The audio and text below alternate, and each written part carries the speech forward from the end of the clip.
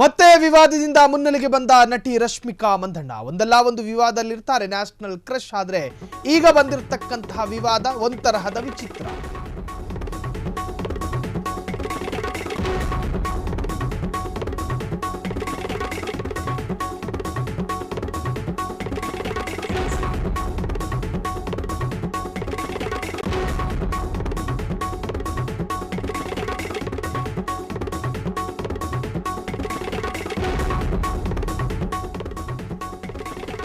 ಒಂದಿಲ್ಲೊಂದು ವಿವಾದ ರಶ್ಮಿಕಾ ಮಂದಣ್ಣ ಎಳೆದುಕೊಳ್ತಾ ಇರ್ತಾರೆ. ಕನ್ನಡ ನೆಲದಲ್ಲಿ ಹುಟ್ಟಿ ಬೆಳೆದು ಬೇರೆ ರಾಜ್ಯದವಳು ಎನ್ನುತ್ತಿದ್ದಾರೆ. ನಾನು ಹೈದರಾಬಾದಿನವಳು ಎಂದು ಹೇಳಿದ್ದಾಳೆ. ಈ ವಿಡಿಯೋ ಈಗ ಸಾಮಾಜಿಕ ಜಾಲತಾಣಗಳಲ್ಲಿ ಸಖತ್ ವೈರಲ್ ಆಗ್ತಾ ಇದೆ. ಮತ್ತೆ ವಿವಾದದಿಂದ ಮುನ್ನೆಲೆಗೆ ಬಂದ ನಟಿ ರಶ್ಮಿಕಾ ಮಂದಣ್ಣ ಕಿರಿಕ್ ಪಾರ್ಟಿ ಸಿನಿಮಾದ ಮುಖೇನ ಇಡೀ ಕನ್ನಡ ಜನರಿಗೆ ಪರಿಚಯವಾದಂತಹ ಅಂದವಾದ ನಟಿ.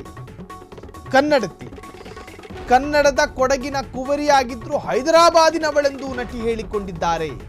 ಒಂದಲ್ಲ ಒಂದು ವಿವಾದದಲ್ಲಿರ್ತಾರೆ ನ್ಯಾಷನಲ್ ಕ್ರಶ್.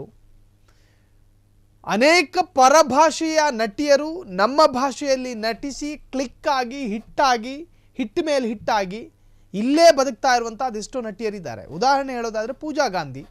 ಆಕೆ ಮೂಲತಃ ಕರ್ನಾಟಕದವರಲ್ಲ, ಪರಭಾಷೆಯ ನಟಿ.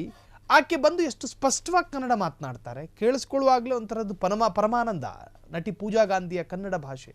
ಆದರೆ ನಟಿ ರಶ್ಮಿಕಾ ಮಂದಣ್ಣ ಮೂಲತಃ ಕರ್ನಾಟಕದವರು. ಕರ್ನಾಟಕದ ಕೊಡಗು ಜಿಲ್ಲೆಯ ಮಡಿಕೇರಿಯ ಒಂದು ಗ್ರಾಮದವರು. ಯಾರು? ನಟಿ ರಶ್ಮಿಕಾ ಮಂದಣ್ಣ. ನ್ಯಾಷನಲ್ ಕ್ರಶ್ ಅಂತ ಕರೀತಾರೆ. ರಶ್ಮಿಕಾ ಮಂದಣ್ಣ ನಾನು ಕನ್ನಡತಿ ಅಂತ ಹೇಳಿಕೊಳ್ಳೋದಕ್ಕೆ ಪ್ರೌಡ್ ಫೀಲ್ ಆಗಬೇಕು. ಕಾರಣ ಕನ್ನಡದ ಸಿನಿಮಾದ ಮುಖಾಂತರವಾಗೇ ಅವರೀಗ ಲಕ್ಷಾಂತರ ಕೋಟ್ಯಾಂತರ ಸಂಭಾವನೆ ಪಡಿತಾ ಇರೋದು. ಅವರ ಪ್ರಥಮ ಪ್ಲಾಟ್ಫಾರ್ಮೇ ಕನ್ನಡ ಸಿನಿಮಾ ಕಿರಿಕ್ ಪಾರ್ಟಿ. ಸೊ ಈಗ ನಾನು ಮೂಲತಃ ಹೈದರಾಬಾದಿನವಳು ಅಂತ ಹೇಳಿಕೊಂಡಿದ್ದಾರಂತೆ.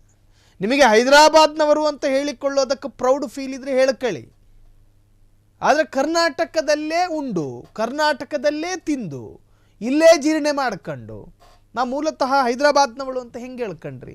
ಎಲ್ಲವನ್ನು ಅಫಿಡವಿಟ್ ಮಾಡಿಸ್ಕೋಬೇಕು. ನಿಮ್ಮ Aadhaar card, PAN card, Karnataka ಅಂತ ಯಾವುದೂ ಇರಬಾರ್ದು.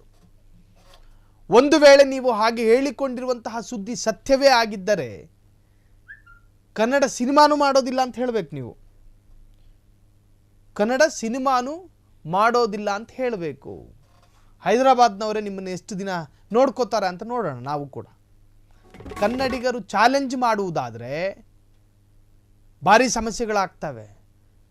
ನಿಮಗಿಂತವೂ ಮುಂಚಿತವಾಗಿ ಬಂದ ಅದೆಷ್ಟೋ ಸುಂದರಿ ನಟಿಯರು ನಾನು ಹಿಂಗೇನೆ ಅಂತ ಹೇಳ್ಕೊಂಡು ತಿರುಗಾಡ್ದವರೆಲ್ಲ ಹೆಂಗೆಲ್ಲ ಆಗೋದ್ರು. ಸೊ ಅವೆಲ್ಲವೂ ಕೂಡ ನಿಮಗೆ ಪಾಠ ಆಗಬೇಕು. ರಶ್ಮಿಕಾ ಮಂದಣ್ಣ ಅತಿ ವೇಗವಾಗಿ ಬೆಳೆದ ನಟಿ. ನ್ಯಾಷನಲ್ ಕ್ರಶ್ ಮೂಲತಃ ಕರ್ನಾಟಕದವರು. ಕನ್ನಡದಲ್ಲಿ ಹುಟ್ಟಿ ಬೆಳೆದು ಬೇರೆ ರಾಜ್ಯದವಳು ಅಂತ ಅನ್ನುತ್ತಿದ್ದಾಳೆ.